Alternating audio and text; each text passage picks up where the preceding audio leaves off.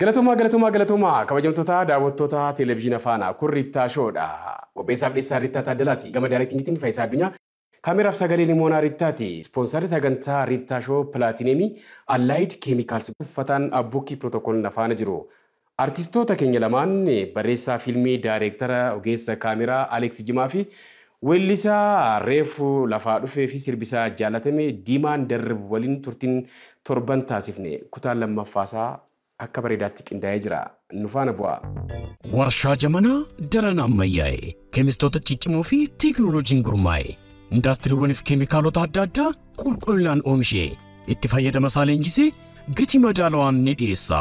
Allied Chemicals maqaansaa warshaalee saamunaa fi ditarjentiif kallee fi sibiilaaf warshaalee meeshaalee ijaarsaa oomishanii fi warshaalee waraqaa oomishaniif kan tajaajilan soodiyeem silkeet dhangala'aa fi jajjaboo alkaalaayinii fi niwutiraal dhangala'aa fi jajjaboo liiniir alkaalaayinii beeziin salfariik aasiid laabsaa soodiyeem laawuriins itasalfeet SLES salfariik aasiid kokodaayitaanoolaamiid CDEA Kokaamaayidoopiroopil beetaayin CAPB fi ajaja addaatiinis ni oomishna.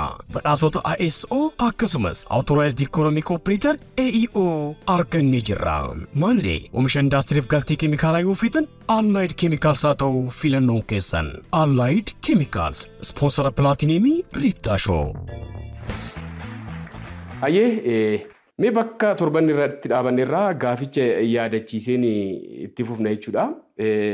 Aleeks sibiratti ogummaa kana barattee seentee nan beeka. Caalmaatti kanatti beekamte kilippii kanaan osoo hin ta'in fiilmii aarsaa guddaatti kaffaltanii hojjettan duunes haga ammaatitti keessumattuu namni wayii rukutamee gaafa gara bishaan keessatti lixuufaa akka jiru zaasanitti madaalliiwwan fiilmii kanaa kan kaasanidha. Ergasiis sitkoomii baay'ee bareedaa ta'e maaliif artistoota kan akka Shawaan Gizaaw sitkoomii kee keessatti akka jiran baay'eensaa kutaaleen baay'eensaa waraabamee miidiyaaleen tokko si dubbisaa akka jiranii fi akkaatiin murteessinee quban qabaa. Dhugaadha amma kiliippiin baay'eedhaan amma lakkoofsa dursaarra lakkoofsa irraa akkuma jette baay'eedha lakkoofsisaa jiru gara 200 akka ta'u ani nan beekaa namni garuu eessa jiru jedhee kan si gaafatu baay'eedha jechuudha namni. Kiliippiiwwan ni hojjettaa ani fedhiin keenya guddaan maal akka ta'e beektaa hawwii sinimaatoogiraafii ta'uu hin qabu ture waan sajjaa. Maaliif akkuma sin jedhanii dursaarraa maaltu sinimaatoogiraafii fi editara kan ta'u na taasise humna dhabuudha. Gaafan fiilmi du'ee sin duunee hojjechuudhaaf yaadu ogeessa kaameeraatiif wanta kaffalumaan qabdu.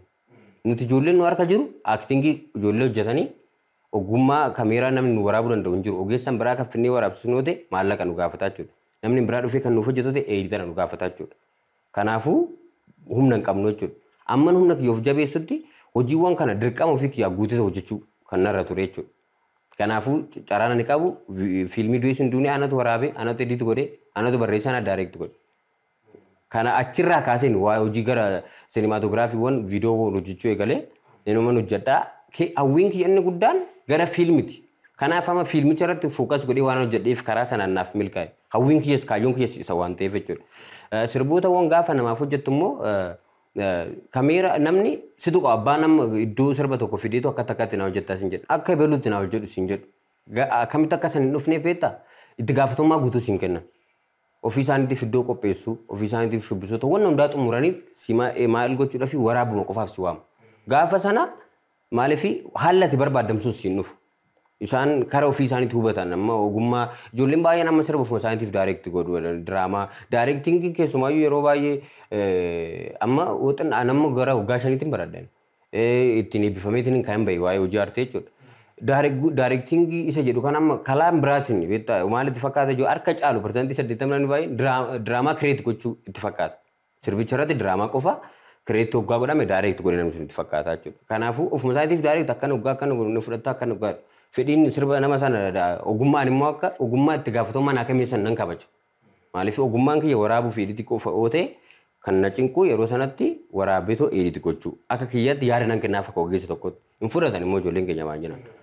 Gaafa garuu itti gaafatamummaan sii kennamee sirba kanamee haala hin taatuun akka ogeessa tokkotti akka hataa hojiin kana wajjin deemuu itti danda'utti naaf hojjedhu gaafa hin jedhan hojii gaarii hojjettaa jechuudha. Kanaaf itti gaafatamummaa namaa kennuu barbaachisaadha jechuudha. Kanaaf wal caala koomiinis kan ka'u kanaaf. Kanaafuu akka ogeessotoonni akka hubatan kan hin barbaadu ogummaa ofirratti perfect ittiin ta'an namni tokko yeedaluu barreessuu kan danda'u ta'e yeedaluu qofa isaa isa cinquu qaba. Kan walaloo barreessuu irratti immoo dandeettii qabu isaaf kennu. Siinimaatoogiraafii daayireektar akkasumatti gaafa sana si galee hojii 200 300 hojjetteetu kan hojiiwwan sun hundi hin baaneef maaliif jettee hojiiwwan sun istaandaardii sana hin guunneef. Sababni istaandaardii sana hin guunneef immoo namni tokko ogeessa kaameeraa qofa waan ta'eef hojiin tokko kan ba'uu danda'u ogeessa kaameeraan akka barbaaddetti sirbisuun hojii sun gaarii hin taane sinimaa waan adda ta'e osoo waraabdee hojii sun hin ba'u. Maaliif hanqinni kun jiru jechuudha yookiin hanqina sagalee ta'uu danda'a yookiin hanqina walaloo ta'uu danda'a yookiin hanqina yeedaluu ta'uu danda'a. Kanaafuu ogummaan sun akkaataa ittiin barbaadamuun waan waliin qabanneef kan wal caalanii tokko ba'ee tokko kan dhokatee hafuuf jechuudha. Kanaafuu ogummaa hundumti keenya aartiin keenya akka guddatee isteeppii dorgomaa akka Afrikaattis kan ta'u wanta ofii keenyaatti dandeenyu qofa irratti.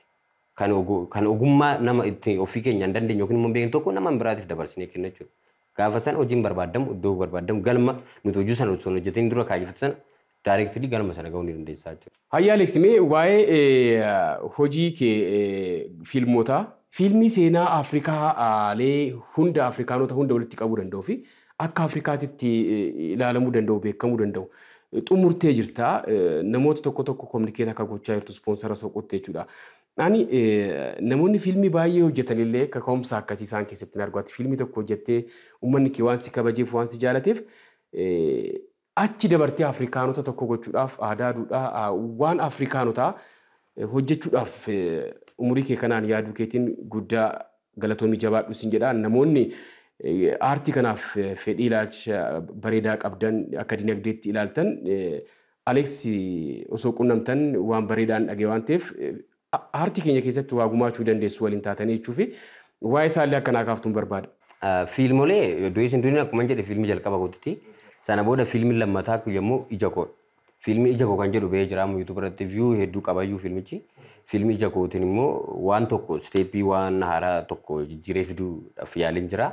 Fiilmii kanatti illee deemanillee saawundi tiraakii isaallee hojjetameera saawundi tiraakichi viidiyoodhaan hin baane malee ammatti immoo fiilmii biyya abbaa jedhu qopheessatan jira. Keessumaa fiilmiin kun wanta adda isa godhu fiilmii istaandaardii Afrikaattiin hojjechuu barbaade. Amma kaayyoon kee jalqabarra badhaasa odaa waardii akka badhaasni odaa waardii hojiiwwan aartii Oromoo keessa jiran kan badhaasudha. Amma immoo steeppiin ani ittiin hojjechuu barbaadu odaa akka Afrikaatti ta'uun barbaada. Akka Afrikaatti hojjechuun barbaada. Isaaf immoo wanta istaandaardii isaa eeggate. Fiilmichi kun sabtaayitilii afaan Ingiliffaatii fi afaan Amaariffaatiin ni qaba. Hojichi kan hojjetamu afaan Oromootiin sana booda seenaa bakkuma hundayyuu taa'ameetu namni hubachuu danda'u. Maaliif ergaan of keessaa qabu addunyaa kamirra yoo jiraatte namni hundumtuyyuu wanti seenaa sun kan isa laallatu waan ta'eef jechuudha. Haala sanaan steeppii sana ol guddiseetoo ogeessotawwan jiran ogeessotawwan hojii aartii afaan Oromoo keessa jiran akkasumallee hojiiwwan afaan Amaariffaallee hojjetaniin walitti qabameetoo amma barreeffamichi xumurameetoo gara leenjiin eegalamaa jira. Fiilmii biyya abbaa jedhuun dhufaatiin jira. Sanaan ala immoo badhaasa warriitiin booda carraawwan naa dhufan baay'eetu jiru. Isa keessaa tokko siitkoomidha. Siitkoomiin akkaataa ittiin hojjechamuu danda'u siitkoomii fuullee jedhu hojjetamee barreeffameetoo amma episoodiin kutaan 4 waraabamee jira. Amma istuudiyoo ediitingii irra jira. Isa immoo miidiyaa kamirratti akka eegallu haasaarra jira waliigalteerra jira waan ta'eef siitkoomichi kun immoo keessumaa ijoolleewwan dandeettii qaban kan irratti amma ijoollee pilaatfoormii sooshaal miidiyaa irratti sirriitti beekamanidha. Shawaan Gizaan jira, Abbaan Kaarruu, Wabiin Abbaan Masiinqoonii jira. Akkasuma ijoollee baay'ee dandeettii qaban kaaraakterii achi keessatti illee kaafaman kan daa'ima iddoo kan bu'uun jira, kan dargaggoo bakka bu'uun jira, kan nama guddaa bakka bu'uun jira. Namni hundumtiyyuu gaafa siitkoomii kana ilaalu ittiin bohaaraa ta'u wanti tokko ittiin barbaadu of keessaa osoo hin baasin kaaraakteroonni achi keessatti kaawwamanillee achi keessatti akka of argu daa'ima qofa osoo hin taane namni guddaan namni eejii kamirra jiru ilaalu walqixa akka ittiin baratu walqixa ittiin bohaaraa walqixa akka ittiin gammadu kan jedhu siitkoomii sana amma hojiiwwan lamaan kana fiilmii biyya abbaatii fi siitkoomii fuullee jedhu kanatu na argaa jira yeroo dhiyootti walii gallee ni gallee. Tole. Lafa koo laga gubbaa jiru sana waggaa 5 gurgureen ture. Innis erga irraa dheechisuu jalqabe waggaa 2 ta'ee jira. Haa ta'uuti sababa adda addaatiin rakkoo waan na qunnameef nama biraatti gurgureen jira. Maallaqa isaaf deebisuu nan danda'a. Inni garuu maallaqa isaa fudhachuudhaaf fedha homaa hin qabu. Kana ka'umsi dubbii keenya. Galatooma. Egaa akkuma dabaleen jedhettu kaloo isaa kan laga gubbaa kana Waggaa shaniif irraa bitee tanaan waggaa lama qofa irraa dheedee waggaa sadii sonaaf irratti nama birootti gurguru. Maaloo maaf akkas nagoota jennaan maallaqa kee yoo ta'e siif deebisuu hin danda'an jedhe. Tolee eega jettee maallaqa kan waggaa sadii kana dhalasaa kan waggaa lama waliin naaf deebisi jennaan lakka namatti naaf kennite siif deebisanaan jedhe. Lakkii dubbiin tu walitti nu buufti jaarsi biyyaa nu alaaluu dheetan as waa. Tolasaan odoo dheedaa jiru maaliif irratti gurgurte qaloo? Rakkoo guddaa waan na qunnameef qarshii hedduu na barbaachisee ture. Kanaaf immoo lafa sana qarshiitti dabalee waggaa jaaf nama narraa bitu argannaan itti gurguru. Garuu maallaqa kanas rakkattu eeyyama argattee jirta. Lafa koo waan ta'eef eeyyama isaa gaafachuu maaliif na barbaachise? Amma sirraa biteetti kan Tolosaati. Tolosa qarshii kana dhala wajjin irraa fudhattee galuu barbaadda moo hanga guyyaa beellamaatti dheeduu barbaadda? Akkuma dabaleen jedhetti yoo rakkatee qarshii guddaatti gurguratee jirata. Yoo akkas ta'e maallaqa makoo dhala waliin akkanaaf deebisuun barbaada. Atoo qarshii deebisuuf hin dandeessaare? Lakki hin danda'u. Egaa akkas ta'e nuti waliin mari'annee deebisni deebisna. Guyyaa dilbataa ganama sa'aatii 2 irratti asumatti wal agarru. Lafti kun hanga murtoo argatutti Tolasaas ta'e kan Tolasaa irratti bite akka loon irraan hin geenye.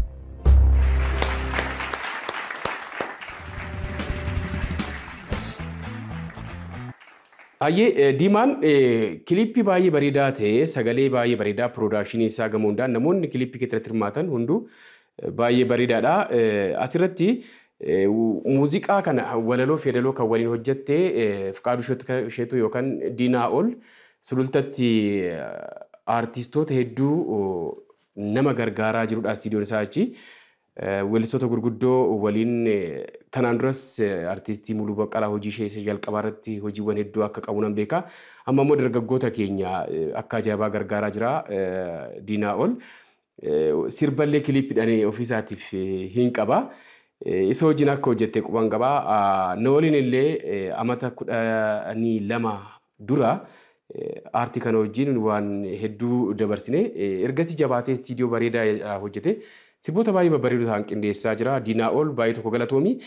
Waldeeggaranii hojjechuu kanarratti illee waanan ilaale tokko hin jira. Namni maallaqa qofaan osoo hin ta'in ogummaa isaatiin nama dandeettii qabu gargaaruun baratamaa jira. Namoota hedduuf illee fakkeenya ta'a waan ta'eef Diinaa ol carraadhuma kanaan galatoomi siin jaa. Waa'ee isaa meenatti himaa.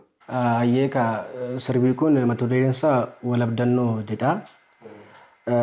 Barreessaan Ijoo Seenaati kan barreesse.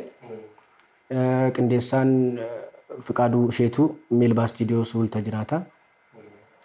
Maastariingi Norma Miisingii kan hojjete immoo Iyyoob Kaasaawuni. Waraabbii immoo Aleeks Jimaadha. Guutuusaa kan hojjete editingii waraabbii wajjin cha'a. Normaalii kaa isaan kana namoonni kun amma yaame gargaarsaan na hojjetanii hundumtu waa takka illee hin baasnanii maalidha isaanis hin beekanii waggaa baay'ee aartii kanis kana keessatti akkan ture ni beekan jedhanii isaanitti hin qabaniiti waa gochuu qabne jedhaniiti Meelbaa dursa Meelbaa Istiidiyoo Fiqaaduu Isheetuun isatu normaalii yeedaloo natu fudhatee deemu dursa yeedaloosaa jecha sanii achi isatu sirreessaa yeedaloo sirreessaa gallee nama cimaati Fiqaaduu Isheetuun qindeessaa cimaati namoota baay'ee bilisaanis hojjetaa normaalii nama gargaaru mucaan Fiqaaduu Isheetuun jecha sanii achi ol dubbanneeti miksingii Iyyoobee gaafannee Iyyoobenis bilisaan na hojjete waan hundumaa bilisaan ta'e kaa Waaqayyoon gargaare. Aleeks mee waa xiqqoo irratti naa dabaltaa? Inni guddaan kana beektaa nuti amma yeroo baay'ee wanti aadaan hin baramne tokko hojii tokko namni tokko gaafa hojjetu nama san qofa irratti dhiisu. Osoo amma fakkeenyaaf namni tokko kan gargaaru ta'e kophaa kee rakkattu beektaa namni si cinaa namni afuroo jiraate gaafa namni tokko keessaa hojjetu namni sadii sun osoo nama sana gargaaranii gaafa tokko hojjetu immoo akkasi marsaadhaan osoo akkatti kan wal gargaaru ta'e namni tokko qofti hojjetee tokko immoo biraa hafuu hin danda'u. Walqixa guddannaa jechuudha. Kanaafiyyuu humna Waaqayyootu nu kenne waan ta'eef fudhannee tonduun ogummaa qabaatte taanaan guyyaa tokko keessatti wanna salphaatti waan baay'ee hojjetameetu nama jijjiiramuu waan danda'u waan ta'eef wanna akkas mara rakka sujjira jedheetu jaadu bisi galee industiriiwwan kun kan guddatan wal gargaarsarraan booda irra kun kan nuti kan gahuudha. Kanaafuu nama dandeettii qabu immoo akka gara fuulduraatti bahu gargaaruun dirqama jedhee yaadaan. Kanaafiyyuu dirqama jedhee yaadaan wal gargaaruun jechuudha. Maaliif tokkoon keenya kan wal gargaaru ta'e namni tokko kophaatti biraa feetu tokko biraa waliin bahu jechuudha. Kanaafuu hundumti keenya aartiin keenya akka guddatu keessoo nama dandeettii qabu jiraate tokkoon keenya kan gargaarroo ta'e wanta inni barbaadu sana galmaan ga'uuf hin dandeenya jechuudha. Kanaafuu nuti hojiin kun hojiin deeman gaafa dursumarraa ka'u Meelbaa istuudiyoo fiqee jechan isa ittiin ibsuun qabu nama jabaadha waan ta'eef jechuudha. Nama tokko qofa gargaaree too nuffee too dhiisoo osoo hin taane nama kamiyyuu nama fedha qabaatuu fi nama dandeettii qabu nama gargaaruu danda'u jechuudha. Achiin booda inni hojjetamee dhufnaan yeroo hundanaa waan turan gaafa tokko deeman hojii mataa isaa hojjetee too akkamitti mucaan kun fuulduratti bu'uu danda'a kan jedhu yeroo hundanaa. Achi booda bakka hojiin kun akkatti hojjetamee erga xumurameen booda laalitan maaliin jedhu gaafa tokko yaadee tanan namootawwan hojiin kun akka hojjetamu akka nu gargaaran jedhee too namoota tokko tokkotti bilbilee achi booda namoonni wanta dubbatanillee waadaa seenanillee kan galmaan ga'an ni jiranii namoonni harki caalu garuu harki caalu parsantii 99 jechuun danda'ama dura dubbatanii too achumaan hafanii achi booda wanta nani hojjechuu qabu jedhee too yaade ijoollee keenya walitti qabee tanan ijoolluma aartii keessa hojjetan walitti qabee hojii kana akkatti hojjechuuf qabna. Mucaan kun hojii hojjechuu qaba. Ijoolleen osoo inni sirba tokkoon hojjetin dandeettii kan hunda osoo qabu namoonni guyyaatti 3-4 osoo hojjetan iyyuu akkamitti hojii tokko hojjechuu hin qabnan jedheeni achiin booda isatti hin dubbadhe. Achi booda gaafa guyyaa roobii jedheen murteessee itti hime gaafa guyyaa roobii waraabbiidhaaf kufu qophaa'e kottu jedhe wanta biraa sirraa hin barbaadu aduu isaanii waraabamtaa guyyuma sagantaa qabadhu waan biraa hin barbaadu jedheeni sana booda akkamitti akka hojjetamuu qabu hundaa yaadne ijoollee keenya wajjin waliin dubbannee akkatti hojjennee maaliif waan haaraa tokko hojjenne jennee yaadne tollee qopheessinee gaafa roobiin dhufee laallaan illee waan beekuun qabu. Sarpiraayiz akka inni ta'u barbaade tanan ani dursa sirbichi waraabameen dura gaafa guyyaatti gadhiifamullee barri kooliin dubbadhee xumureen jira. Achi booda xumuramee hojii sun waraabamee gaafa jimaataa waraabne gaafa sanbataa gaafa dilbataa xumurame editingiin jiru. Guyyaa 2 qofa nutti fudhate waraabne xumuree edit gochuudhaaf. Sana booda hojiin gaafa ba'u already garmalee itti gammadee fiilingii waan sana booda jiran innumtuu dubbatatee irraa bareeda. Keenya guddatee jira waan jedhu kana gaaffii kiyya isa xumuraati. Guddinni keessumaayyuu amma guddinni industirii sirbaa sirriitti bareedarra jira. Dorgomaa taaneerra jechuun danda'ama afaan guddinii jiru. Industiriin sirbaa ammarra jiru. Industiriin xinnoo reeffee galamuudhaaf yaadaa jira. Industirii fiilmiitu kan dubbatti hafe. Uummata kana hunda osoo qabnuyyuu sinimaa tokkollee hin qabnu. Namoonni fiilmii waliin seenan baay'een ni jiru. Namni abbootiin qabeenyaa dhufanii piroodiis si gargaaruudhaaf ni dhufu hin jiru. Kanaafiyyoo industirii amma immoo gara industirii sirbaatti dhufamee industirii fiilmiitti dhufamee too industiriin fiilmii akkaataa itti guddachuu danda'u abbootiin qabeenyaa irratti investi godhamee too kaampaaniiwwan tokko tokkollee ispoonsaraan wadu gargaaramee industiriin fiilmiitis immoo akkuma sirbaatti wal qixa deemuu danda'a jedheetanii yaada jechuudha maaliif industiriin sirbaa industiriin fiilmiidhaa waa hedduu industirii jijjiiruu danda'u waan ta'eef jechuudha. Ani gara fuulduraatti amma hojiiwwan fiilmii biyya abbaatii fi siitkoomidhaan dhufaatiin jira jedheetanii yaada. Waan adda tokko fidee dhufuun barbaada kana booda isteeppii tokko anis itti qorameetoo wanni hundumtu yoo jiraatti namoonni hirmaatan wanta nu qoruu danda'u wanni salphaatti hojjechuu dandeenyu sun ta'an wanna haaraa wanna hin baramne tokko fiilmii du'eessin duunii irratti gaafa mucaan rukutamee bishaan keessatti seenu namni hundumtuu ni rifate akkamitti hojjetamuu danda'ameedha. Maaliif gaafa namni yeroo uffannis maal wantoonni kun riyaalitii wanna adda ta'e hojjennu namni homtuu yaalle akka fiilmii biyya kanaatti amma immoo wantoota lakkaa'amanii dhumne wantoota hedduu fiilmii kanarratti akkamitti biyya keenya keessatti akkatti hojjetame kan jedhu wantoota akkasii hojjechuun barbaada. Waaqayyo wajjin fiilmiin biyya abbaa ji'a 4 tokkoon booda xumuramee ta'u yeroo sana uummataaf ni keenya yaada. Gara xumuraarratti mee nama galateeffattan ergaa dabarfattan hoo jiraatee carraa isinii kenna. Dursa waan tokko dubbachuun barbaada. Hin dandeessa. Namoonni fakkeenyaaf weellistoonni beekamoon ni jiranii. Hundumtuu lafuma ka'eetti dursa gadi tureeti ol bahee motiire suutaan nama guddaa ta'ana maayidhaa of jala nama qabachuu baruu qaban weellisaan tokko gaafa beekamaa ta'ee koonsartii gaafa hojjetullee namootni baay'ee ciccimoon ni jiran kan akka kiyya ana caalu kan akka kiyya caalan namoonni baay'een jecha wanta kana kan hin arganne carraan kan hin arganne ijoolleen baay'ee ni jiranii. Otoo isaaniif carraa kenninee waltajjii irraa akka hojjetan isteejii performii otoo hojjetan namoonni beekamoo akka ta'an of jala otoo nama tokko qabatan. Galata irratti immoo namoota hedduudha maqaa isaanii kaasee kan inni xumurre keessumaayyuu maatiiwwan kiyya baay'een isaanii obboleewwan kiyya ala jiran meeshaadhaan na gargaaratoo maarmee fi abbaan kiyya osoo dadhakuun gaariidha kun hamaadha dadhabdisoo akkatti naan jedhina wajjin kufanii kaanii hojiiwwan kana akkan hojjedhee galmaan ga'u kan na taasise isaanii ijoolleewwan keenya wajjin hojjannu ijoolleewwan wajjin aartee galee ijoollee magaalaa keenya hundumtiyyuu baay'ee naa galatoomanii akkasuma meelbaa istuudiyoo saawundi tiraakiiwwan fiilmii lamaanuu naa hojjete waan tokko gaafadhee namni dogongoreetillee kun akkana miti naan jennu osoo jiraate diinaa oole Fiqaaduu Sheetuu meelbaa istuudiyoo inni baay'een isa jaaladhaa baay'een isa kabaja naaf haa jiraatu galatooman jedha isinis waan naaf feertaniif rittaashoo guddaa nu galatooma. Duraan dursee Waaqayyo gooftaa keenya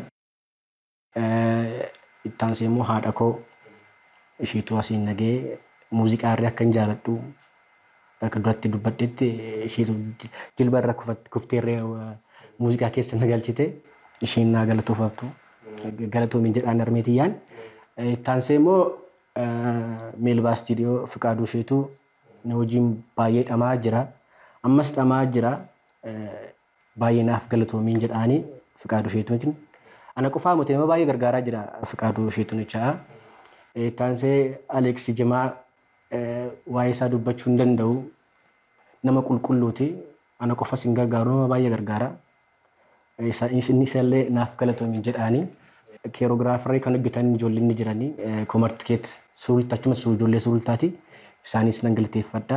Hallayyaa mogorii daangaa nyamarga'u obsus naaf hin taane teessus naaf hin taane roorroon hin hammaate hambara nan taa'u.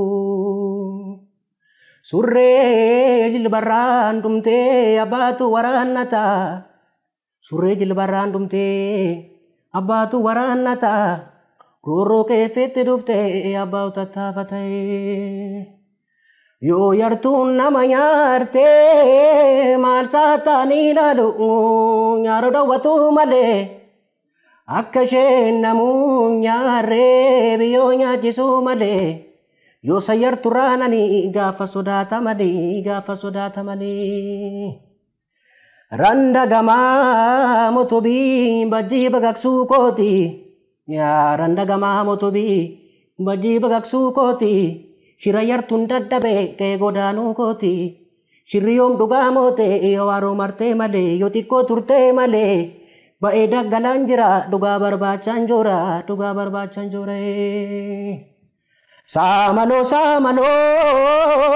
Saamaloon hin baati yoo magganat dafti shirri dabaan tatamtee jaarsa buleen furamti. Jarsa buleen furamti odaa jalatti kamti.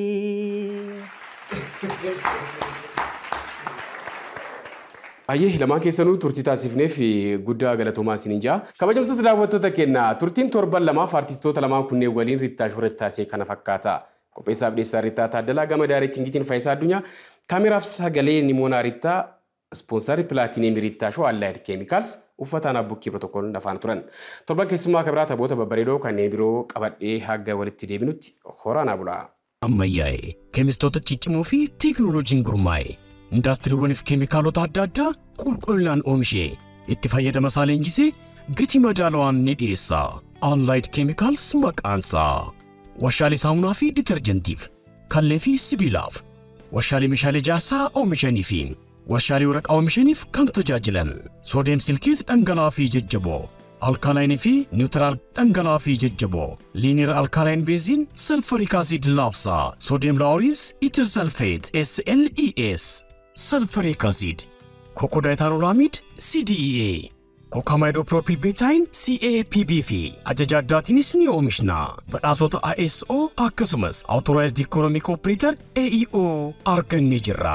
Maallee oomisha indaastiriif galtii keemikaalaa yoo feetan Allied Chemicals haa ta'u filannoon keessan. Allied Chemicals, sponsora Pilaatineemii Rittaashoo.